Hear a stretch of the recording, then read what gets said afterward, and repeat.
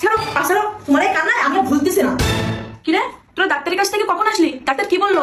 বোমা, ডাক্তার কি বলছে বলো তো? আম্মা, ডাক্তার বলছে আমার একটা ভাইরাস রোগ হয়েছে। স্বামীর সাথে একসাথে থেকে মিলামিশা করা যাবে না, তা না হলে স্বামীরও হতে পারে এই রোগ। বোমা, কোথায় যাচ্ছ? আম্মা, আপনার ছেলে বাড়িতে আসছে তো এই জন্য রুমে যাচ্ছি। তার কিছু দরকার হয় কিনা আবার তাকে খেতে দিতে হবে। তোমাকে কোনো কিছু করতে হবে না, যা করার আমি করবো, তুমি এদিকে কাজ করো। বৌমা, তোমার বাচ্চাকে নিয়ে আজ থেকে আমার রুমে থাকবা। কেন আম্মা, আমাদের রুম থাকতে আপনার রুমে থাকবো কেন? তোমার যা রোগ হয়েছে ঠিক না হওয়া পর্যন্ত এক রুমে থাকবা না, বলা যায় না কখন কি হয়। আম্মা, কিছুই হবে না, দরকার হলে আমি নিচে থাকবো, আমার স্বামীর থেকে আমাকে এত আলাদা করে দিবেন না। না না, এক রুমে থাকাই যাবে না। আর তুমি কিন্তু আমার থেকে বেশি বুঝতেছো। যদি নিজের ভালো চাও তাহলে আমি যেটা বলছি চুপচাপ মেনে নাও।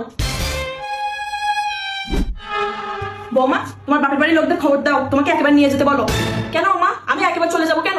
আমার ছেলের কষ্ট আমি আর দেখতে পাচ্ছি না, সে টেনশনে টেনশনে মরে যাচ্ছে। সে একা একটা ঘরে থাকে, এটা আমার দেখতে ভালো লাগে না। তুমি এই বাড়ি থেকে চলে না গেলে আমি অন্য জায়গায় আমার ছেলেকে বিয়ে দিতে পারতেছি না। আমার এসব কথা বলবেন না, আপনার পা দুইটা ধরি। আমার একটা বাচ্চা আছে, তার কথা একটু ভাবেন। একটা রোগ হয়েছে, আজ বাদে কাল ঠিক হয়ে যাবে। তোমার রোগ যে ঠিক হতে পারে এমন তো কোনো গ্যারান্টি নাই। এতদিন যে আমার ছেলে বউ ছাড়া থাকবে এই কষ্ট আমি চোখের সামনে দেখতে পারবো না। একটা বাচ্চা হয়েছে, তাই কি হয়েছে? বাচ্চার সব খরচ আমরা দেবো, তাই বলে তো আমার ছেলের জীবন নষ্ট করে দিতে পারি না। ছাড়ো, তোমার এই কান্নায় আমি আর ভুলতেছি না। তুমি আজকে এই বাড়ি থেকে বের হবা।